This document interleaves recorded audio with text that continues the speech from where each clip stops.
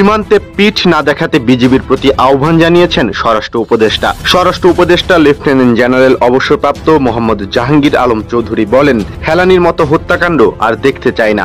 সীমান্তে পিঠ প্রদর্শন করবেন না, নিজেদের ওপর অর্পিত দায়িত্ব পালন করুন।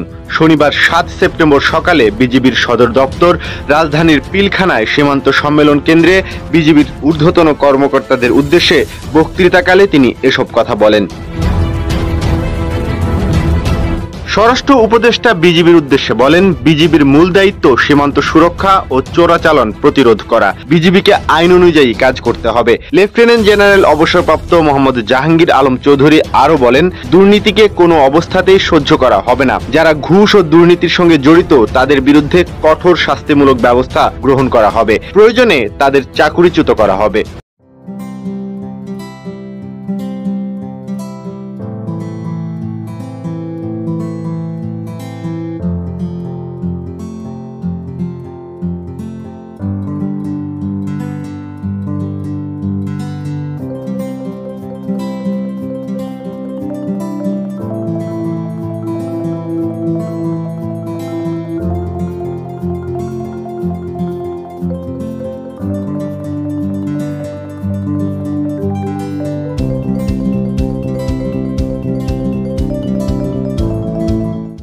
অনুষ্ঠানে বিজিবি মহাপরিচালক মেজর জেনারেল আশরাফুজ্জামান সিদ্দিকী সহ বিজিবি সদর দপ্তরের ঊর্ধ্বতন কর্মকর্তারা এবং ভিডিও টেলিকনফারেন্সের মাধ্যমে বিজিবির সব region commander, sector commander, battalion commander সহ অন্যান্য কর্মকর্তারা উপস্থিত ছিলেন।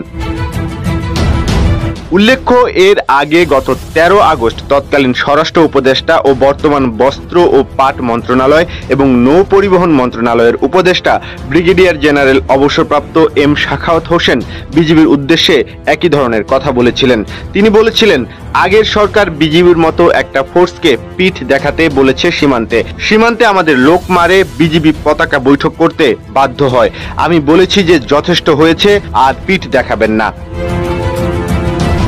উল্লেখ্য, বিগত 2011 সালের 7 জানুয়ারি ভোরে কুড়িগ্রামের ফুলবাড়ী উপজেলার অনন্তপুর সীমান্তে কাঁটাতারের বেড়া পার হয়ে ভারত থেকে দেশে ফেরার সময় 14 বছর বয়সী কিশোরী ফেলানিকে পাখির মতো গুলি করে হত্যা করেছিল বিএসএফ সদস্য অমিয় ঘোষ।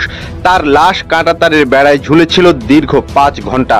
ঘটনার 30 ঘন্টা পর বিএসএফ লাশ ফেরত দিলে নাগেশ্বরী উপজেলার কলোনিটারি গ্রামের বাড়িতে দাফন করা হয়েছিল কিশোরী ফেলানিকে।